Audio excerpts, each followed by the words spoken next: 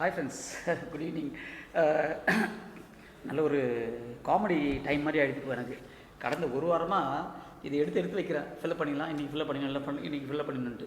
ஆனால் ஒரு தடவை கூட அதை வந்து அதை போய் ஃபில்லப் பண்ண ஆரம்பித்தாலே பெரிய காமெடியாக இருக்குது, இல்லாட்டா டென்ஷனாக இருக்குது. யார் மேலே கோவம் வரும்னு உங்களுக்கு தெரியும். அவர் மேலே கோவம் வருதுன்னு வச்சிங்கன்னா சரி. 2002 டீட்டெயிலோட வாக்காளர் டீட்டெயில்ஸ் ஓட்டர் இன்டர்நெட்டில் போயிட்டு பார்க்கலான்னு பார்த்தா நம்ம சரி அதுக்கு முன்னாடி நம்ம பிஎல்ஓ எங்களுக்கு மதிய அழகன்னு ஒரு பிஎல்ஓ கொடுத்துருக்காங்க. அவர் ஃபோன் பண்ணி கேட்டவுடனே, சார் நீங்களாம் படித்தவங்க, நீங்களே இந்த மாதிரி டவுட் கேட்டிருந்தா இது மாதிரி ஒரு நாளைக்கு 100 கால் வருது சார், நான் எப்படி சார் பதில் சொல்ல முடியும் சார், ஃபில்லப் பண்ணுங்க சார், உங்களால் முடியும் சார் அப்படின்னு சொல்லிட்டார் அவர். அவர்கிட்ட உடனே நான் சொன்னேன், ஐயோ நான்லாம் பெரிய படிப்பாளிலாம் கிடையாது, இந்த எம்ஏ என்டையர் பொலிட்டிக்கல் சயின்ஸ்லாம் படிக்கல, நான் படித்ததெல்லாம் வேறு வந்து பிஇ சிவில் தான். அதை வச்சு இதை உபயோகத்துக்குள்ள நானும் கிட்டத்தட்ட ஒரு 50 நாடுக்கு போயிடுவேன். எல்லா விசா ஃபார்ம்லாம் 5 நிமிஷத்தில் ஃபில்லப் பண்ணிட்டோம். ஆன்லைனில் ஆகட்டும், இல்லைன்னா இந்த மாதிரி ஹார்ட் காப்பியில் ஃபில்லப் பண்ணுற அப்ளிகேஷனாக இருக்கட்டும், 5 நிமிஷத்தில் ஃபில்லப் பண்ணுறோம். இதை வச்சு ஒரு வாரமாக எங்கள் வீட்டில் 4 ஓட்டு இருக்குது. இதை 4 பேர் ஃபில்லப் பண்ணுறதுக்குள்ளே நாக்கு தள்ளி போகுது. எப்படி சொல்ல பாருங்க, ரொம்ப இன்ட்ரெஸ்டிங்காக இருக்கும் அது. நான் வந்து இந்த 2002 ஓட்டர் லிஸ்ட்டில் போயிட்டு ஆன்லைனில் போய் செக் பண்ணால் அதில் டீட்டெயில் கேட்குது, எபி கார்டு, ஃபோன் நம்பரு, இமெயில் ஐடின்ட்டு. சரி, நான் எபி கார்டு நம்பரை போட்டு பார்த்தா அது அந்த டீட்டெயில் கொடுத்தா அது வந்து நாட் மேட்சிங், நாட் அவைலபிள், ஒரு தடவைக்கு ஒரு ரிப்ளையாக வருது. அது வரல எனக்கு. சரி, என்ன பண்ண, என் ஒய்ஃப்ட்டு சொல்லி எல்லாம் கொஞ்சம் தேடி வைப்போம், பழைய கார்டெலாம் எதாவது இருக்கா பாருமா அப்படின்னோடனே அவங்க ரொம்ப பொறுப்பாடுவாங்க, என்ன மாதிரிலாம் கிடையாது. அவங்க வந்து என்ன நம்ம எடுத்துருக்காங்கன்னா, இப்போ இந்த லேட்டஸ்ட்டு எங்கள் 3 பேருக்கு, அப்புறம் என் மருமகள்கிட்ட ஒரு டீட்டெயில் இருக்குது, அது நான் மருமகள்கிட்ட வாங்கினேன். இதில் ஒரு 3 இருக்குது, எடுத்து வச்சிட்டாங்க. அதுக்கப்புறம் 2002 திருத்தத்துக்கு அப்புறம் 2005 இஷ்யூ பண்ண voter ID, election ID card எடுத்து தேடி வச்சிட்டாங்க. அதுக்கப்புறம் பார்த்தீங்கன்னா 2094 உள்ளது, அதாவது அது 92 93 பண்ண ரிவிஷன் எல்லாத்தையுமே எடுத்து வச்சிட்டாங்க. சரி, அதை வச்சு நான் ஃபில்லப் பண்ணான்னு பார்த்தா கேட்டுக்கிறானுங்க பாருங்கள் கேள்வி. பார்ட் 1 கம்பல்சரி எல்லோரும் ஃபில்லப் பண்ணணும். பார்ட் 2 வந்து 1984க்கு முன்னாடி பிறந்தவங்க தான் நாங்களாம் ஃபில்லப் பண்ணுறது. பார்ட் 2ல் 2வது அப்படி. 3வது பார்ட் வந்து அந்த 84லேருந்து 2002 வரைக்கும் உள்ள டேட் ஆஃப் பர்த்தில் இருக்கிறவங்க ஃபில்லப் பண்ணுற டீட்டெயில். இதில் வந்து என்னென்னா, இந்த டீட்டெயில் நம்ம கொடுத்துருக்கலாம்னு வச்சுங்க. 2வது டீட்டெயிலில் எப்பிக்கென் இருந்தால் கொடுக்க சொல்லிட்டாங்கன்னு வச்சுக்கலாம். அது 2வது டீட்டெயில்ன்றது வந்து நம்ம வாக்காளர் பேர். எப்பிக்கென் நான் கொடுத்துட்ட பிறகு இது 2002 ரிவிஷன் பண்ண பிறகு உள்ள எப்பிக்கென்னை கொடுத்துட்ட பிறகு என்னையா சட்டமன்ற தொகுதி பேர் தொகுதி எண், பாகம் எண், வரிசை எண் இதெல்லாம் கேட்குறாங்க. நான் எதுக்கு அதெல்லாம் ஃபில்லப் பண்ண, அது எங்கேயுமே கிடைக்க மாட்டேங்குது. சரி, நான் அதை எடுத்துகிட்டேன் வேறு வழியில். ஆனால் இதை எத்தனை பேரால் இந்த ஃபார்ம் ஃபில்லப் பண்ண முடியும்?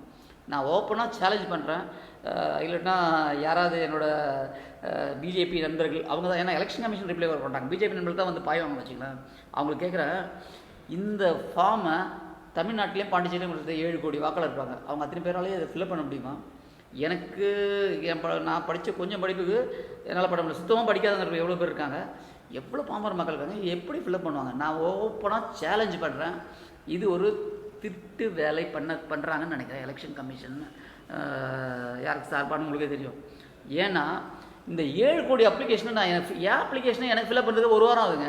இப்போ அவ்வளோ டீட்டெயில் கேட்டுருக்காங்க, நிறைய இருக்குது. இன்னும் கன்ஃபியூஷன் பாருங்கள். முந்தைய தீவிரவாதமே வருது இந்த பாம் பிளாஸ்ட்டுக்கு அப்புறம். முந்தைய தீவிர திருத்தத்தின் வாக்காளர் பட்டியலில் உள்ள வாக்காளரின் உறவினர் பெயர்னு கேட்டிருக்காங்க. யாருக்கு? இந்த 84க்கு பிறகு பிறந்தவங்களுக்கு. அவங்களோட டீட்டெயிலில் உறவினர் பெயர்னு கேட்டால் நான் பெயர்னு போட்டு எப்பிக்கென் இருந்தால் எப்பிக்கென்னு போடுறேன். என் பையனுக்கு, என் மருமகளுக்கு போட்ட பிறகு அடுத்தது இன்னொரு உறவினர், அவரோட உறவினர் பேர் கேட்குறாங்க. யார்? உறவினரோட உறவினர் பேர். என்னடா இது? சரி, என் சம்பந்தி மருமகளுக்கு ஃபில்லப் பண்ணும்போது என் சம்பந்திகிட்ட கேட்டேன். முதல்ல ஒன்று கேட்டேன், இந்த டீட்டெயில் கொடுக்கணும், அவர் கொடுத்தாரு. அடுத்தது கேட்டேன், நீங்கள் இந்த மாதிரி கேட்டிருந்தீங்கன்னா என் பொண்ணை என் வீடியோ போட்டுக்க அப்படின்றாரு. முஸ்லீம் பொண்ணு வேணாது. அதாவது என் பையன் என்னோட மாமனார் இப்படி சொல்கிறாருன்னா, அவன் கண்ணில் ஏதோ பல்பு ஏற்றிய மாதிரி தெரிஞ்சுது. சும்மா ஜோக் சொல்கிறான். இதான் பிரச்சனைன்னு வச்சுக்கல. இதை ஃபில்லப் பண்ணுறதுல இவ்வளோ சிக்கல். அதில் சட்டமன்ற தொகுதி எண்ணு பாகம் என்ன வரிசை என்ன நான் ஏன் ஃபில்அப் பண்ணணும்? உனக்கு தான் எபிக் நம்பர் கொடுத்தா நீ ஆன்லைன் ரெக்கார்ட்லேருந்து எடுத்துக்க வேண்டியதானே. இதுக்கு என்ன ரீசனாக இருக்கோன்றது என்னோட கெஸ்ஸிங்.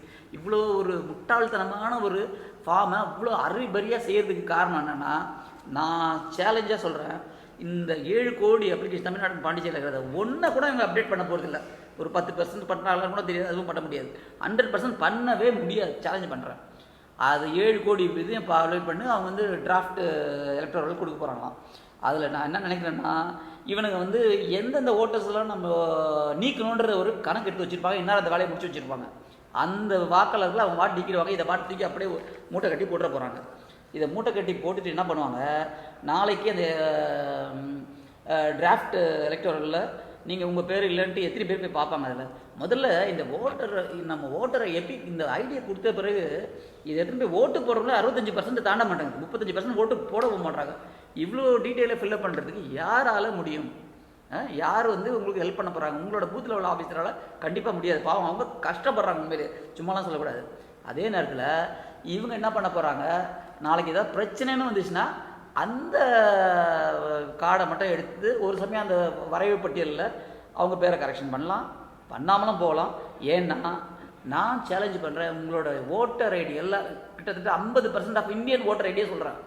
உங்கள் ஓட்டர் ஐடி கூட வேறு எந்த ஒரு இதுவுமே மேட்சே ஆகிறதுக்கு வாய்ப்பு இருக்காது. காரணம், அதில் அவ்வளோ ஸ்பெல்லிங் மிஸ்டேக். இதில் இங்கிலீஷில் போட்டிங்கன்னா அதில் ஒரு ஸ்பெல்லிங் இருக்குது, இதில் ஒரு ஸ்பெல்லிங் இருக்குது.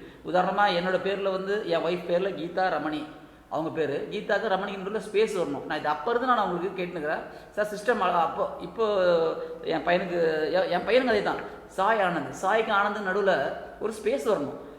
இதை நீங்கள் இது எப்படி நான் ஃபில்அப் பண்ணுறது? தமிழில் ஃபில்அப் பண்ணாலும் சரி, இங்கிலீஷில் ஃபில்அப் பண்ணாலும் எப்படி கரெக்டாக ஆகும்? எப்படி மேட்ச் ஆகும்? முதல்ல நீங்கள் வேறு ஏதாவது ஒரு டாக்குமெண்ட் கூட வெரிஃபை பண்ணாலும் ஆதார் என்ட்ரி பண்ண சொல்லிடுறாங்க. ஆதாருக்கும் இதுக்கும் பார்த்தீங்கன்னா ஐம் சேலஞ்சிங் 50% பேரில் தப்பு இருக்கும். சாய் ஆனந்த்ன்ற என் பையன் பேரை ஒட்டுன்னு சாய் ஆனந்த்னு எழுதியிருக்காங்க. இந்த ஸ்பேஸ் எப்படி அவங்க கம்ப்யூட்டரில் டேலியே ஆகாது. ஸோ இது பக்காவாக திருட்டுத்தனம் பண்ணுறதுக்கான ஒரு எலெக்ஷன் கமிஷனோட ஏற்பாடுன்றதை நான் டைரெக்டாக குற்றம் சாட்டுறேன்.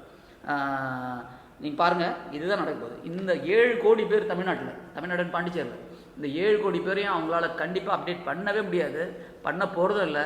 இது ஒரு மிகப்பெரிய ஏமாற்று வேலைக்கான முன்னேற்பாடு இது.